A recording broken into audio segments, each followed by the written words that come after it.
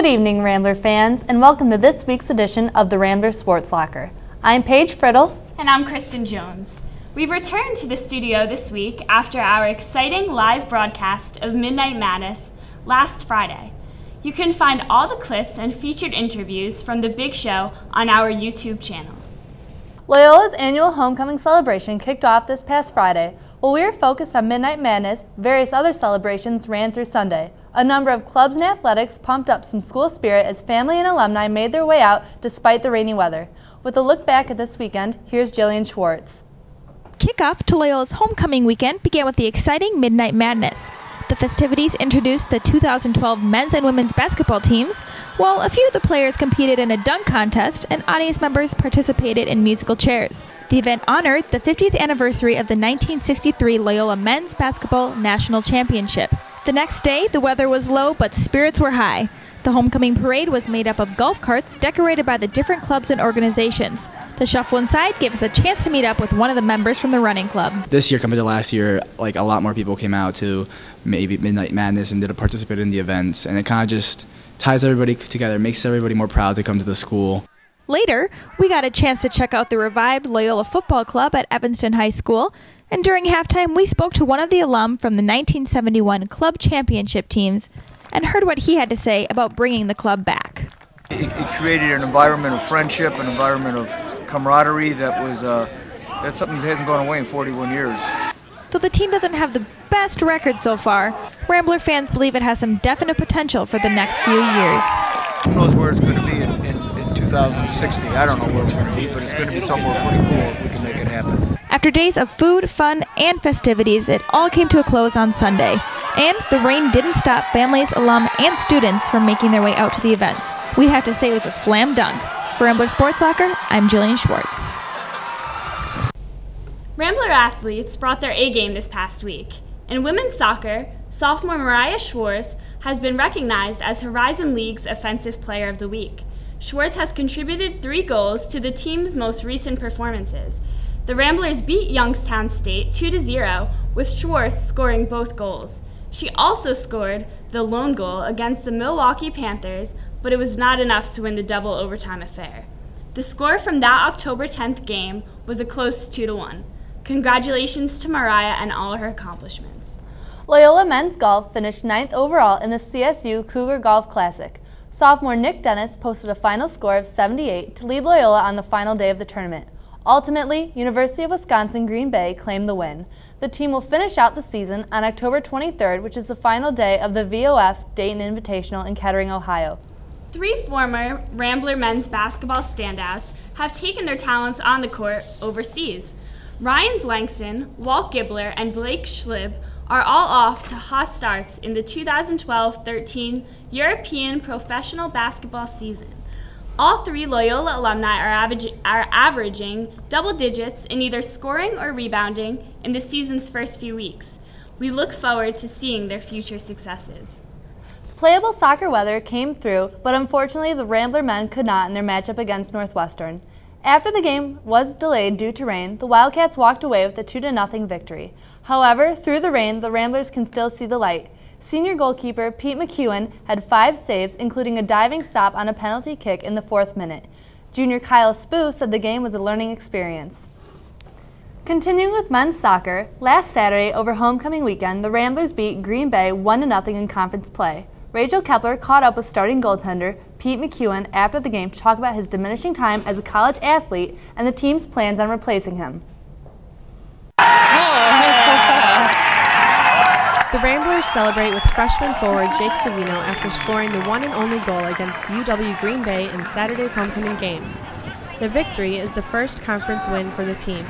Standing at a formidable 6'6", senior goalkeeper Peter McEwen is a powerful force for the Ramblers.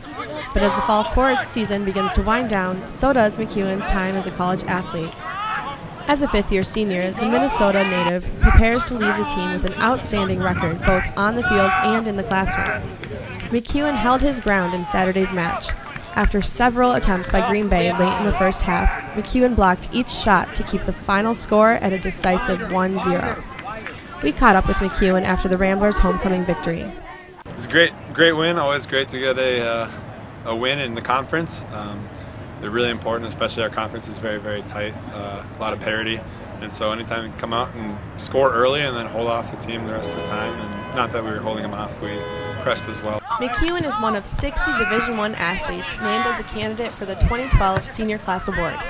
The nominations were given out last month to students who displayed excellence in community, classroom, character, and competition. The pressure shifts to freshman goalkeeper Tim Dobrovolsky, McEwen's successor.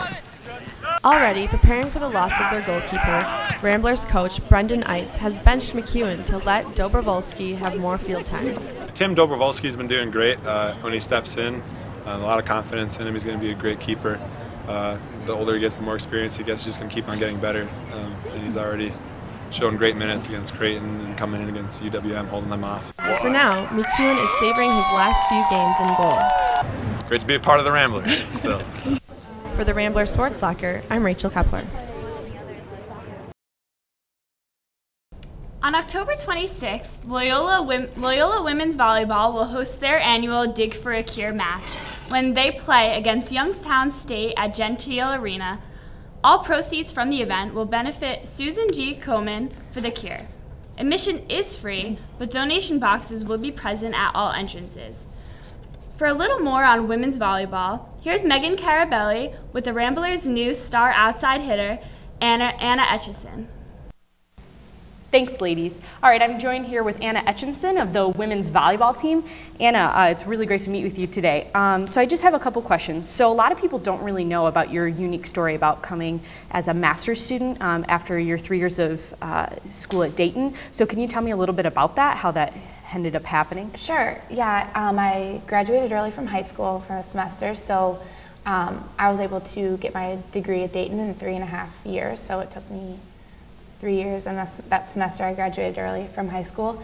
So then I thought I was done with volleyball after 3 seasons, and I just started working in Cleveland, and then after being there for a few months, I realized that I just really missed that competitive aspect in my life and being on a team and being at university. So I made the decision to come back and get my MBA and play one last year.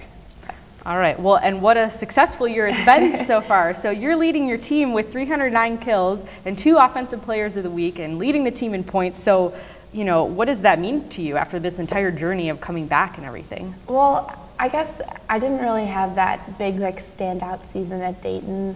I just kind of flew under the radar there, I feel like. So it's kind of nice to have that, you know, that one season where you feel like you're really making a difference for a team. So it feels really good, and I couldn't have done, you know, had any of those honors or had all those kills without everyone else on the team. Like, we have a really great team this year, and everyone's having a great season, and it's really exciting to be a part of. So. Well, great. So what do you think is the biggest advantage that you've had thus far this year? As a team? As a team. I think the best part about being on this team this year is everyone kind of underestimates us because we didn't have the best record last year in the conference. So it's always kind of exciting to play a team for the first time in the conference and for them to kind of just be knocked back on their heels because they're not expecting anything from us. So it's really fun to be a part of a team like that where we can go to different schools and just surprise them with how talented we are. Well, it's definitely exciting to watch. So thank you, Anna. Thanks for joining us. We're going to head back to you guys at the desk. Thanks. Single game tickets for the 2012-2013 Loyola men's basketball season are now on sale and available at www.loyolaramblers.tix.com. The team will play an exhibition and their first 2 games at home in Gentile Arena. At Midnight Madness, head coach Porter Mooser stressed how important you, the fans, are to the success of the team. So stock up on tickets and come out to support our Ramblers when they take to the court in November. Conference tournament time for the fall sports here at Loyola is always filled with excitement. Will the men's soccer team perform well enough over their next 5 games to earn a shot at defending their Horizon League title? Meanwhile, the NBA season is less than 2 weeks away, but the Bulls are still without MVP guard Derrick Rose. How will they fare in his absence? We have this and much more on this installment of the Weekly Ramble. Thanks, Kristen. Well, welcome into the world-famous weekly Ramble segment. I'm Joe Flaherty, joined with two of the lovely ladies of the Sports Locker crew, Colleen, Kresge, and Courtney, Griffin. We posted a bunch of questions out to Rambler Nation. We're going to see who has a better pulse of the Rambler fans, and we'll get right to the first question. Right here on Loyola's campus, the men's soccer team has 5 games left until the Horizon League tournament. How many wins do you think they'll get? 2 or less or 3 or more? Colleen first. I definitely say 3 or more because they just have a great team dynamic and they have some older players which are good. And I just think that their spirits are high and they're really determined, and I definitely think they're going to get 3 to 5. I definitely say 3 to 5. I think that Peter McEwen, it's his last year. The energy is really with him. He's doing a great job. I think the team is really going to win 3 or more. All right, Pete's the anchor of that team. Let's see. Oh, yeah. Oh, actually, negative Rambler pride here. They say 2 or less wins. Got to disagree with them there. All right, well, neither of you get a point there. Next question, we go to baseball. Looks like the Tigers wrapped up the AL. Who do you think is going to join them in the World Series? The St. Louis Cardinals, defending champs, or the San Francisco Giants? Definitely the Giants, because although Tim Lincecum has been doing that great recently, his spirits are high, he's really determined, and I really think that he just wants to pull his game up and get his confidence up, so I definitely say the Giants. You know, this is Chicago. We always pick against the Cardinals, so I'm going to have to go with the Giants. Go Giants. I'm going to have to agree with you here in Cubs country, and it looks like Loyola Ramblers agree with you as well. We got a picture of Buster Posey there, likely MVP candidate. So next question right here. On campus again, can the women's volleyball team lock up the #1 seed after only winning 4 games last year? They already have 13 wins and only 1 game out of first place. Can they do it? Yeah, I definitely think they can because, like you said, they're only 1 game away, so I think that they're definitely going to be able to pull it together. Yeah, Joe, let's look at the last 2 games in September. The first 2 games in October, they won both, and one of those was against Cleveland State, who's at the #1 spot right now, so I definitely think that they're going to be able to take over. All right, so the Rambler fans are feeling that same pride. Overwhelming majority say yes, they can do it. All right, on to question 4.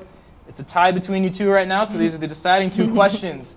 The NHL lockout's still in effect, so it means no Blackhawks hockey. Meanwhile, the Bears are in first place in the NFC North. What do you think Rambler fans would rather see this winter, Blackhawks hockey at all or the Bears in the playoffs? Definitely the Bears. I think that there's a great team chemistry between Jay Cutler and newly acquired Brandon Marshall. And I just think that they're just going to do really well, and they have a great defense, and it's fun to watch. So.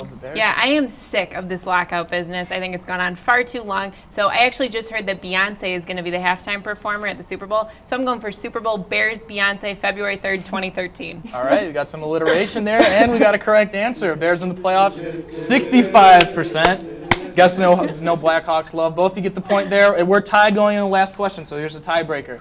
Are the Bulls still the best team in the Central? There's no Derrick Rose till at least January, and maybe most importantly, the White Mamba, Brian Scalabrine, is gone. Do you think they have the talent to be the best team in the Central? I have faith in the Bulls. I mean, obviously, besides Derrick Rose, they still have the rest of their lineup, and they just re-signed their contract with Tom Thibodeau, and they just extended it, so I think that they're going to do great. You know, I got to say no. They really crashed and burned last April in the playoffs after D. Rose got hurt, so I got to say no. All right, no love for the Bulls, and it looks like Rambler fans don't have too much love for the Bulls either. I guess there might be some Pacers fans out there or something.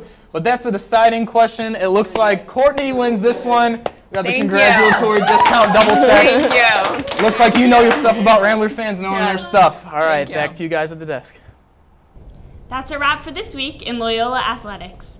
Make sure you stay tuned for all of the latest in campus sports news.